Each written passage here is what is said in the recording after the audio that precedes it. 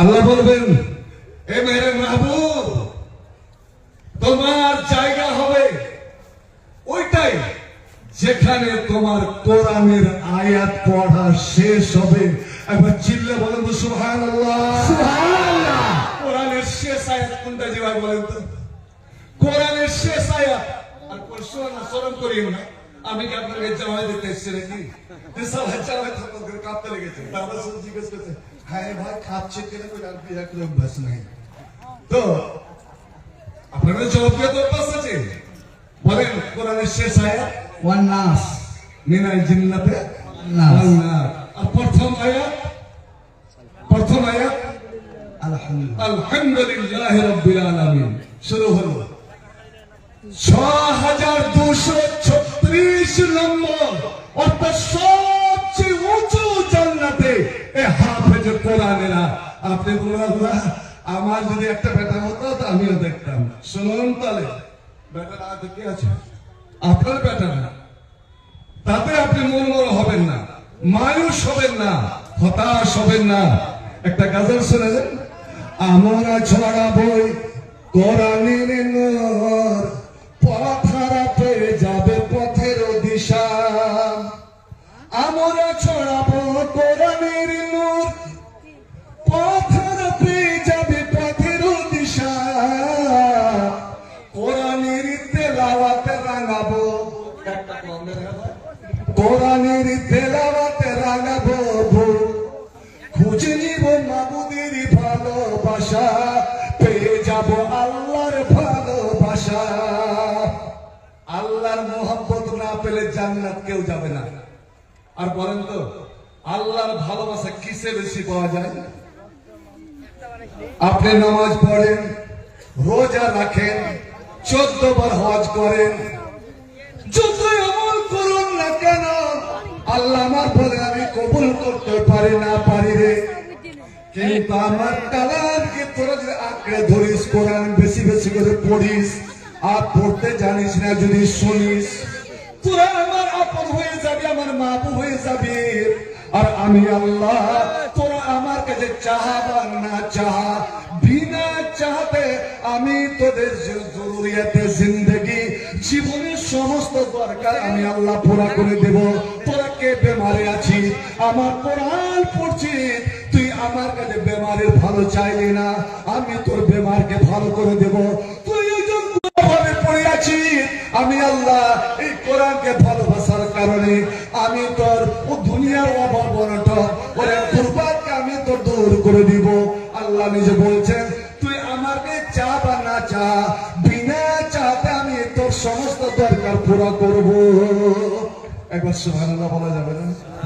সুবহানাল্লাহ। ছড়াবো কোরআনের নূর, পথ হারাতে যাবে পথের দিশা।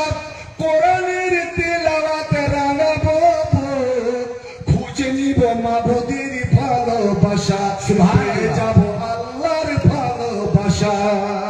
মাশাআল্লাহ। কোরআনই চেতনা, কোরআনই প্রেরণা, কোরআন মুমিনের স্বপ্ন আশা, পেয়ে যাব আল্লাহর ভালোবাসা, খুঁজে নিব মাবুদের ভালোবাসা। কোরআন হলো হিদায়াতের আলো, কোরআন হলো ভাই আল্লাহর কথা। কোরআন কার কথা ভাই? আল্লাহর কথা। আর আল্লাহ বড় না ছোট? আল্লাহ সবার বড়। উত্তর আপনার, আল্লাহ সবার, আল্লাহ মহান। আর যে যত বড় হয় তার কথাটাও বলবেন। কালামুল মুলুকে মুলুকুল কালাম, কালামুল মুলুকে মুলুকুল কালাম, বাদশার কথা বাদশাহ। আল্লাহ মহান, আল্লাহর কালাম মহান। কোরআন হলো ভাই হেদায়েতের আলো, কোরআন হলো আল্লাহর কথা। কোরআনই শক্তি, কোরআনই মুক্তি। আজ মুসলমান সব থেকে কমজোর। কেন? সব জায়গায় মুসলমান লাভ যে হোটেলে মার খাচ্ছে, 10টা মানুষ হোটেলে একমাত্র এই কোরআনকে ছেড়ে দেওয়ার কারণে। ओ तो मुअज़्ज़ज़ की दुनिया में हामिले कुरान होकर और हम जलील और खार हुए, तारीखे कुरान। हम लोग पूरा कपल वाले हुए, तारीखे कुरान होकर बेशक हम जूता खाने वाले हुए, हम जोगी के मार खाने वाले बने, ये तारीखे कुरान होकर आज कोई अपनी कुरान के आंकड़े धरें, हिफ्जुल कुरान के अपने आंकड़े धरें, कसम अल्लाह की, আল্লাহ আপনার ওই ইজ্জত আল্লাহ ফিরিয়ে দিবে। কোরআনই শক্তি, কোরআনই মুক্তি, কোরআন মুমিনের সফলতা। সফলতা মানে কামিয়াবি, কোরআন ही में असल कामयाबी है।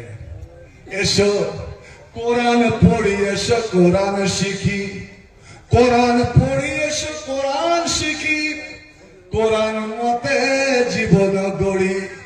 কোরআন হলো ভাই জান্নাতের ভাষা। কোথাকার ভাষা? কোরআন হলো ভাই জান্নাতের ভাষা। পেয়ে যাব আল্লাহর ভালোবাসা, খুঁজে নিব মাবুদের ভালোবাসা। আমরা ছড়াবো কোরআনের নূর, পথ হারা পেয়ে যাবে পথের দিশা।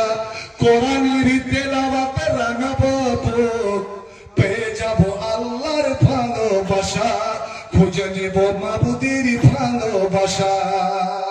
তাহলে জান্নাতের ভাষা কোনটা হলো ভাই বলেন তো? জবাব আপনাদের, জান্নাতের ভাষা কোনটা? হিন্দিটা, বাংলা, উর্দু, ইংরেজি না কোনটা ভাষা? কোরআনের ভাষা হলো জান্নাতের ভাষা। আপনারা যে আজকে এসেছেন এখানে কিসের জন্য? এ হাবিবুর রহমানকে দেখার জন্য, মালা বদরুদ্দোজাকে দেখার জন্য, নূর মোহাম্মদকে দেখার জন্য?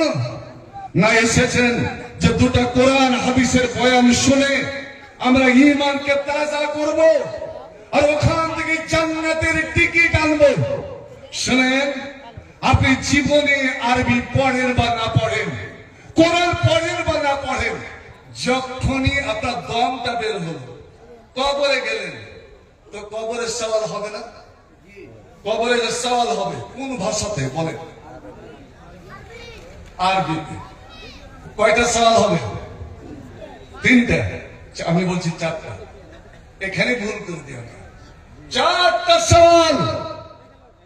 মার রব্বুক, তোমার রব কোন? কে তোমার রব? আপনি সঙ্গে সঙ্গে বুক ফুলে ফেরেশতাদের চোখে চোখ রেখে বললেন রব্বি আল্লাহ।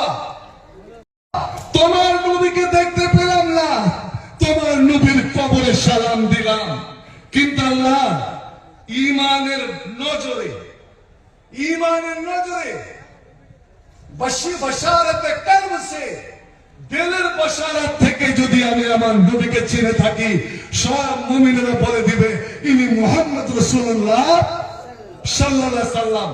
আবু জাহেল নবীকে দেখেনি কি? আবু জাহেল নবীকে দেখেছিল কিনা? আবু লাহাব নবীর চাচা, কোলে পিঠে করে মানুষ করেছে।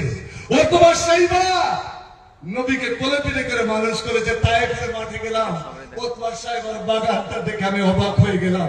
হায় রে ওতবা সাইবা, তুই এই বাগান থেকে নবীর জন্য আঙ্গুর পাঠিয়েছিলি, তা তোরা জান্নাতে যেতে পারলি না। ওরা নবীকে দেখে জবাবে বলবে হা হা লাদরি, কুছ মালুম নেই। কারণ নবীকে দেখতে হবে এই নজরে নয়, কপালের চোখ দিয়ে নয়, আমার নবীকে চিনতে হবে দিলের চোখ দিয়ে, বশারতে কলব সে। আজ ইসলামপুরে জলসায় যত মুমিন মুসলমান এসেছেন, আমার বিশ্বাস, আমার ইয়াকিন, ওরে আমরা দিল থেকে, অন্তর থেকে আমরা নবীকে ভালোবাসি। সত্য না মিথ্যা বলেন? নবীকে আমরা ভালোবাসি। নবীর জন্য, আমার নবীর জন্য জীবন দিব, প্রাণ দিব, রক্ত দিব। নবী এখনো যদি বলেন, আজ নবীর দিনের উপরে কেউ যদি আচরণ টানে, সেই দিন বোম্বাই নূপুর শর্মা আমার আম্মা আয়েশার উপরে যখন তাঞ্জ লাগালো, আমার নবীর ইলজাম লাগালো, ওরে গোটা পৃথিবীর মুসলমান গর্জে উঠেছিল, ভারত সরকার তুমি 377 ধারা উঠালে আমরা কিচ্ছু বলিনি, বাবরি মসজিদ ভাঙলে কিছুই বলিনি, তুমি 3 তালাকের মশলা উঠালে কিছুই বলিনি, কিন্তু এত বড় সাহস যে আমাদের জানের জান, প্রাণের প্রাণ নবী মুহাম্মদ সাল্লাল্লাহু সাল্লামের উপরে তুমি দাগ টানবে। এই মুহূর্তে তুমি নূপুর শর্মাকে বন্দী করো, নচেত সব কিছু তোমার সঙ্গে মন কাটা। ভাই, আজ মুসলমান আমার নবীর অপমান বরদাস্ত করতে পারবে না। এটাই তো মুসলমানের পরিচয়। এবার 3টা জবাব দিয়ে দিলেন। তখন ফেরেশতা চোখ 4 নম্বরে সওয়াল করবে, কসম ইসলামপুর এর ডমরিয়া এলাকার মুমিন মুসলমান বলো, তুমি কেমন করে চিনলে, কেমন করে জানলে যে এটা তোমাদের নবী? সে নবী মুহাম্মদ সাল্লাল্লাহু আলাইহি সাল্লাম কেমন করে চিনলে?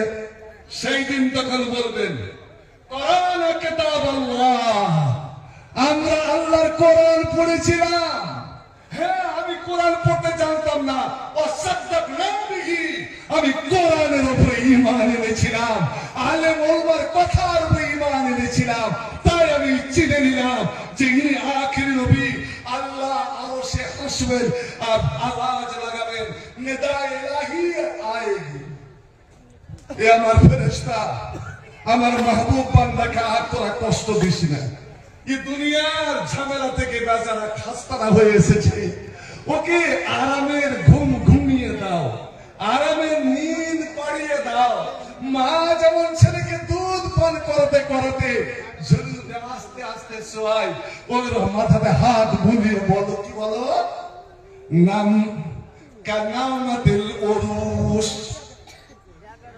প্রথম জন বিয়ে করেছিলেন আর বাসন ঘরে সবে জোফাত, প্রথম রাত যখন স্বামী স্ত্রীর সাক্ষাৎ হয়েছিল, মোলাকাত হয়েছিল, মনে আছে কি দিন তারিখ?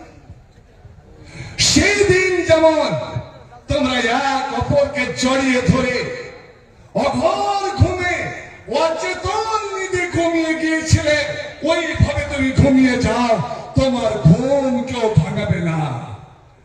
একমাত্র তোমার মাহবুব আল্লাহ ঘুমাবে, জাগাবে তোমাকে। মুসলমানের এটাই পরিচয়, যা দিদি दी हुई उसी की थी, हक तो है कि हक आदा ना हुआ। আমরা মুসলমানেরা আল্লাহ আল্লাহ রাসূলের জন্য জীবন দিতে পারি। টাকা পয়সা কি?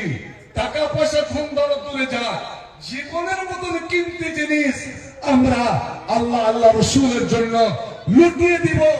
কিন্তু তবু দিলে ভয় থেকে যাবে যে আল্লাহ আমার এই কুরবানি কবুল হলো কি হলো না। তো ভাই, এই গুলফরাজের জন্য আলাউদ্দিন 1000, কেন আজ এখানে 9 জন আর মুসলমান কেন দাঁড়াতে পারলো না? কেন দাঁড়াতে পারলো না? কেন খাড়া হতে পারলো না? 1000 টাকা আপনাদের জন্য কত ভারী? কেন 10 জন মুসলমান দাঁড়াতে পারলো না যে আমার মা, বাপ, দাদু, দাদি, নানা, নানি, শ্বশুর, শাশুড়ি, 14 পুরুষ আমার কবরে আছে। আর নবী বলেছেন, ওই কবরের মরাদেরকে যদি আরাম পৌঁছাতে চাও, আর তুমি যদি মরার পরে জান্নাতের হাওয়া নিতে চাও, তাহলে দুনিয়াতে নামাজীদের জন্য তুমি হাওয়ার ব্যবস্থা করে দাও। আপনারা এই 1500-এর 1 টাকার পাংখা দেওয়ার জন্য আপনারা 10টা মানুষ দাঁড়াতে পারলেন না। এটা আমার বড় আফসোস।